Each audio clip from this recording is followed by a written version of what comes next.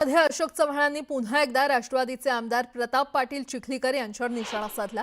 स्वतःच्याच पक्षाच्या पदाधिकाऱ्यांचे अपहरण करून मारहाण करणं, डोकं फोडणं हा दहशतवाद संपवायचा आहे असं म्हणत चव्हाणांनी चिखलीकरांवर निशाणा साधला। राष्ट्रवादीचे प्रदेश सरचिटणीस जीवन घोगरे पाटील यांना 23 डिसेंबर रोजी अपहरण करून मारहाण करण्यात आली होती। तर 1.5 वर्षापूर्वी ठाकरे सेनेचे तालुका प्रमुख संतोष वडवळे यांचं अपहरण करून त्याला बेदम मारहाण करून त्याचे बोट छाटण्यात आलं होतं। या दोन्ही प्रकरणावरून अशोक चव्हाण यांनी जाहीर सभेत चिखलीकरांवर टीका केली।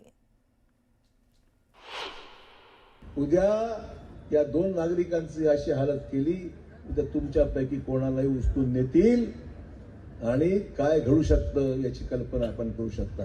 आणि म्हणून दहशतवाद मोडून काढायचे आपल्याला। मलाही सोडायचं माझ्या मागे लावले होते। अशोक चव्हाण कुठे जातो, कोणाला भेटतो, पाळत माझ्यावर ठेवली होती।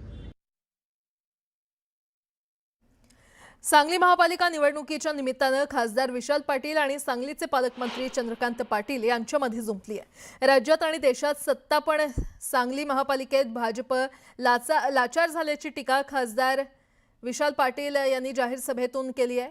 दरम्यान मंत्री चंद्रकांत पाटलांनी देखील विशाल पाटलांच्या टीकेचा समाचार घेतला। आणि एवढी लाचार झाली आहे, देशावर सत्ता, राज्यावर सत्ता आणि महापालिकेत हा पक्ष एवढा लाचार झालाय की अशा गुंड प्रवृत्तीच्या, दहशत निर्माण करणाऱ्या, चोऱ्या करणाऱ्या, भ्रष्टाचार करणाऱ्या लोकांना अखंड प्रभाग यांना उमेदवारी द्यावी लागली।